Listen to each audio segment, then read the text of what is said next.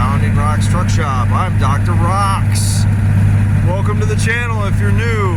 I do Nissan hardbody and WD-21 Pathfinder stuff. I do some Xterra stuff. I have a Datsun 521. I have a Nissan 720. I do a lot of junkyard stuff. I have some technical videos actually. I go back to about 2013 and I have probably close to 600 videos all on the topic of Nissan trucks, Nissan cars. We have a Infinti G37 that we're driving today. I figured I'd touch base with you and show you another, not as spectacular, but another beautiful sunset here in central New York.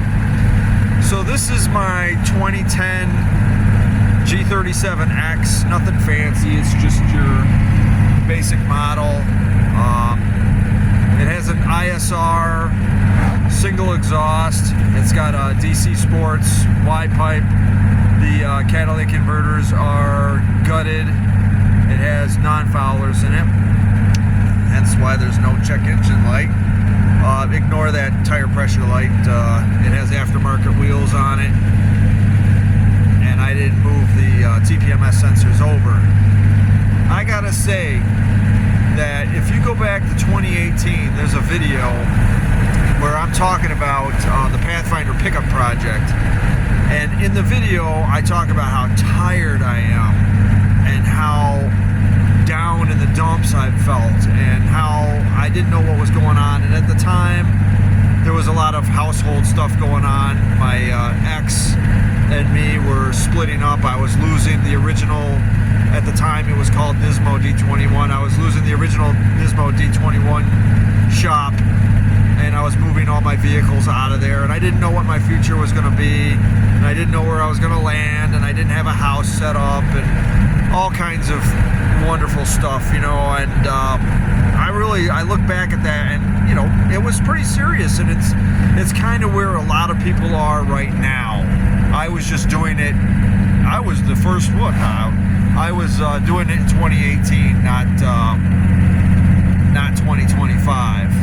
So, as some of you know, I made a leap of faith and did a complete career change. I've always been an entrepreneur in spirit and mind. I'm always interested in doing better for myself, self-improvement. I'm always repairing things rather than going out and buying things. I like going back catalog. I don't have to have the latest, greatest, newest everything here. So that's why we're driving an Infinti with 237,000 miles on it. That's, you know, it's nice, but it's clapped out. I mean, let's admit it, it's clapped out. It's not as bad as some of them out there, but it's pretty clapped out. But that's how I roll. I hate to say it like that, but that's how I roll. I like dealing with older, decrepit stuff.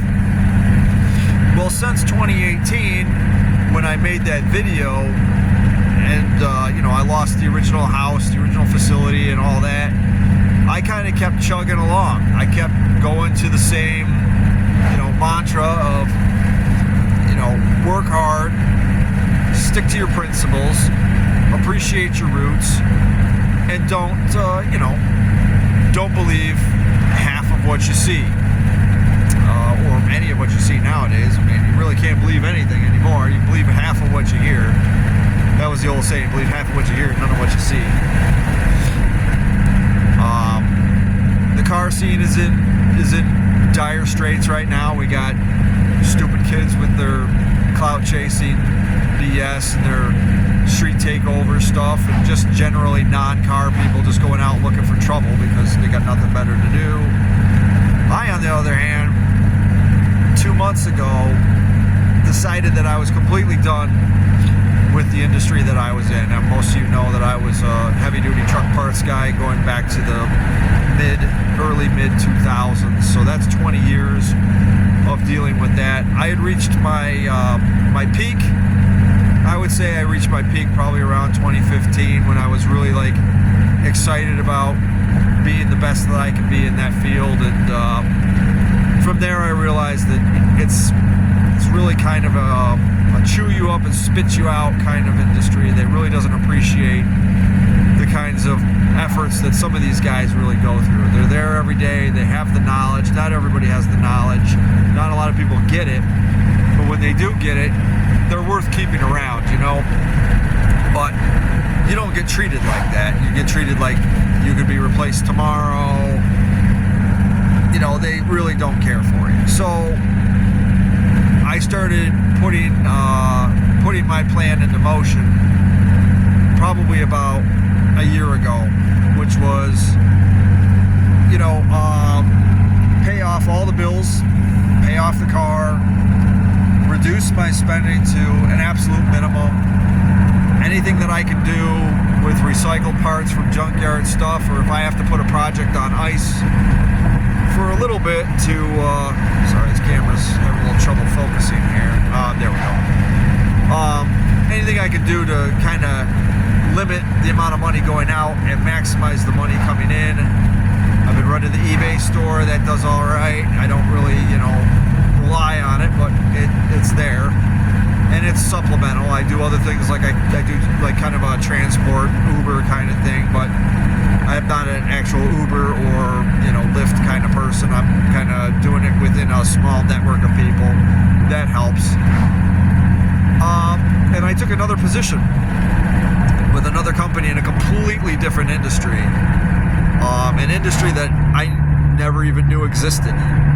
And that company, I actually did like a cold call kind of thing on the company. Like, I don't know what this company does, how you guys go about it, but I like the idea that I travel all the time. And I could be out of town for 2-3 days at a time, working in different facilities and seeing different companies. And, you know, I'm basically now a contractor. And that's basically what it is. I'm an entrepreneurial contractor. And I spent the last 2 months in very intensive training. And next month, November, I'm taking an exam through the city to get my certification. And then I'm also getting a company truck. I will have a company truck now that will be staying at my house. I'll be working out of my house, receiving service calls to go to various areas throughout New York State, and repairing things that I'm now qualified to repair. And I'm very excited about it. They actually took me aside yesterday and asked me what do I want my truck to look like. You know, they were asking, they're going to wrap my truck. And they're like, we were trying to figure out what kind of person you are. And, you know, we were thinking about a couple different company wraps for the truck, but we wanted to get your feedback on. Now, that's not something that would happen in the trucking industry. Nobody would ask my opinion about anything. They would be like, man, you know, they just don't care. They're not interested at all. But what this proves is that I made an incredible move. And I just wanted to share that it's possible to any of my viewers who are in a position that they think like sucks. You can do the Indeed thing, but you know what you can do? You got to create. America, there's still a little bit of life left in this country. You got to create your opportunities. And my opportunity was created through an off chance that somebody stopped in at my employer, and I struck up a conversation with them, and they told me about what they do, and I found it incredibly inspiring. I was like, wow, you go to places like this? Tell me more. And then what I did is I put my best face on, my best foot forward, and I offered my services to this company based on my location, because I know that they were looking for coverage for particular areas of the state, and in Pennsylvania as well. And I said, I'm available. I'm ready to grab the money. I'm ready to go. Teach me the ways. And they took me in, and they gave me one of the best trainers that I've ever met in terms of knowing the industry, being a former member of different companies that dealt with this. This guy is passing his torch to me in ways that you would never imagine knowledge-wise. I've got a huge repertoire of information to draw from now that is quite incredible. And so I just wanted to say that if you think that you can't do it, if you think that, there's no opportunities out there for you, I think you're sadly mistaken. You need to try. But what happens is you just got to go out and sell yourself. Don't look at Indeed. Don't look at the newspaper. Don't look at Monster. Don't do any of that. What you do, and what I did, was that if you find something interesting, like if you're out in the field and you find something interesting to do that somebody's doing that you would like, strike up a conversation with that person. Just a random conversation. Get them talking about their job. And if it sounds interesting enough to you, what you do then is you ask for a contact. You say, hey, who in this industry do I need to talk to get the ball rolling? And they'll put you in touch. And that's exactly what happened to me. They put me in touch. I went out, I did the interview, I pitched myself, and here we are 2 months later. And as I said, I'm 2 months into an industry that I've never been in before. I have completely forgotten about the trucking industry. I will never go back to the trucking industry. And now I'm about to take my certification test here in 2 weeks, and I'm about to get my company truck, and then I'm going to be out there driving around the state, Pennsylvania.